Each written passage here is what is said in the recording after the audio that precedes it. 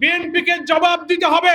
এত বড় একটা নির্বাচন, এত রক্তক্ষয়ী আন্দোলনের মধ্য দিয়ে গণ আকাঙ্ক্ষার প্রতিফল হিসেবে আমরা যে নতুন বাংলাদেশের অভিযাত্রা শুরু করেছিলাম, পার্লামেন্ট অধিবেশন শুরু হয়েছে, 1 মাস কেবল অতিবাহিত হচ্ছে।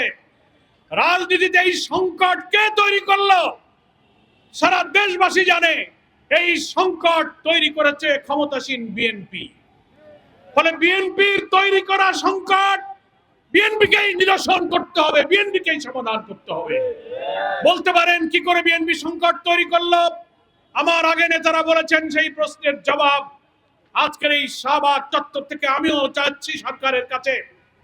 বর্তমান ক্ষমতাসীন প্রধানমন্ত্রী, বিএনপির চেয়ারম্যান, তিনি গণভোটে ভোটের পক্ষে ভোট চেয়েছিলেন, মন্ত্রীরাও চেয়েছিলেন। 5 কোটি মানুষ হাতে ভোট দিয়ে গণভোটে জুলাই সনদের 4টি প্রশ্নের পক্ষে হাকে জয়যুক্ত করেছে।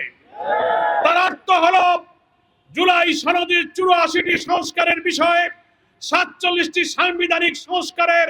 পাঞ্জাবের জগতে একটি বিশ্বস্ত নাম, শাবাব এথনিক ওয়্যার। প্রত্যেকটি বিষয়ে 4টি প্রশ্নের মাধ্যমে ব্যালটে সংযুক্ত করা হয়েছিল। বিএনপির দেওয়া নোট অফ ডিসেন্ট 5 কোটি ভোটে জয়যুক্ত করে তাদের নোট অফ ডিসেন্টকে জনগণ খারিজ করে দিয়েছে। গণভোটের ব্যালটে কোনো নোট অফ ডিসেন্ট ছিল না। ফলে আপনাকে সৃষ্টি করা এই সংকট আপনাকেই সমাধান করতে হবে।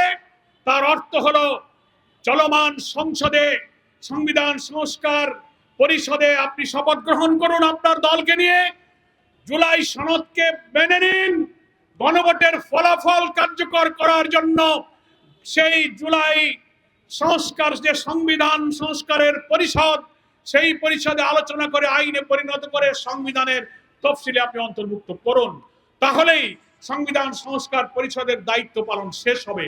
তা না হলে জাতিকে বলতে হবে, আজকে যেমন আপনি আপনার মন্ত্রীরা বলছে গণভোট অবৈধ, অর্ডিন্যান্স জারি করে গণভোট বাতিল করছেন, তার অর্থ হলো আমাদের দেশের প্রধানমন্ত্রীর ভোটকে বাতিল করার জন্য অর্ডিন্যান্স আনা হয়েছে পার্লামেন্টে।